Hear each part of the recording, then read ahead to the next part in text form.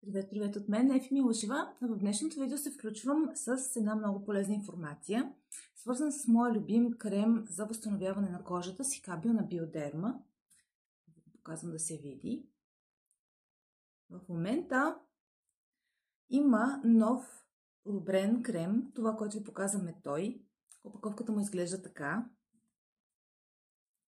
И това е крема, който е с фактор. Това е защото, знаете, когато имаме белег, по принцип от коричката има разлика в пигментацията. Това, което мога да кажа е първо като консистенция.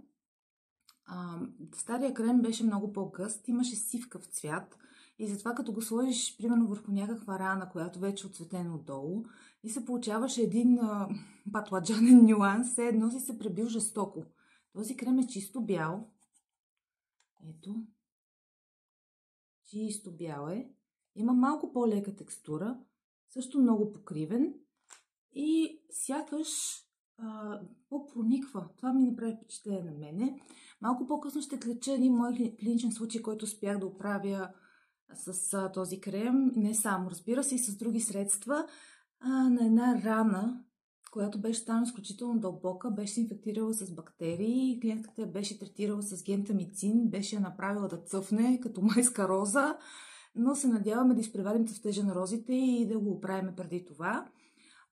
Сега за крема конкретно исках да направя няколко уточнения. Първо, това е, може би, сега не знам други, аз не съм попадала на други, единственият крем, който става за бебета от раждането. Вижте количката тук.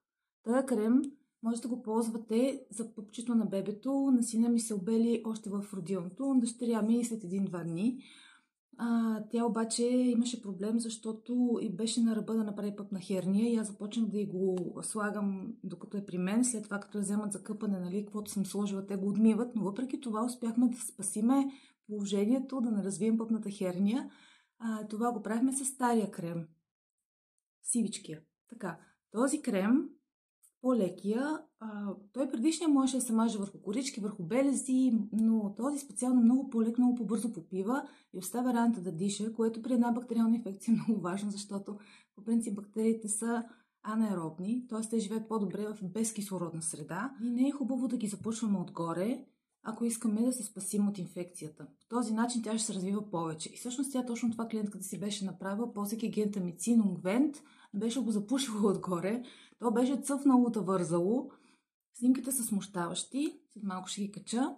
Но това, което специално исках да кажа е, че кремът, който е иновацията на Сикабио, малко по-добре действа специално като време. В смисъл малко по-кратко е нужно за свиване на раната. Значи клиентката започнала да третира на 24 април и дойде при мене миналата седмица към края вече, май месец. Откакто третираме, значи днеска е 6, 5 дни и половина и раната й вече е абсолютно спокойна. Събра се, стана по-тъничка, иначе беше една враговена, цялата дълбока, твърда, цялата зона. Стана тъничка, мека и се надявам съвсем скоро да се обели. Снимам през цялото време, ще го кача не в това видео, в видеото ми с клинични случаи успешни. И за крема специално мога да кажа, ако имате каквито и да е белези, хирургически намеси, някакви тежки лези или каквито и да било други прорезни рани, каквото и да е, което вече се е затворило. За отворените ще говорим допълнително. Вземете си този крем, уникален е, за дни решавате проблема. Също става за деца, за бебета, така че ако не го знаете, възползвайте се, невероятен е. Не е толкова скъп, около 22-3 до 5 лева и няма налог на пазара.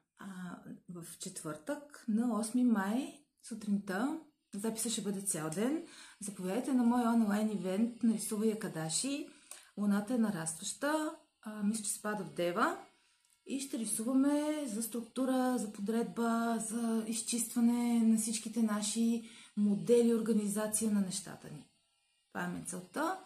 Не съм решила още кой алгоритъм ще правим, но със сигурност това ще бъде темата. И още един анонс последен, който искам да направя. След малко ще кача едно видео за нейрографика при тревожност. Забелязах, че това много се търси, така че ще го кача на български и на английски. И така. Това е от мен за днес. Хубав ден и до нови срещи!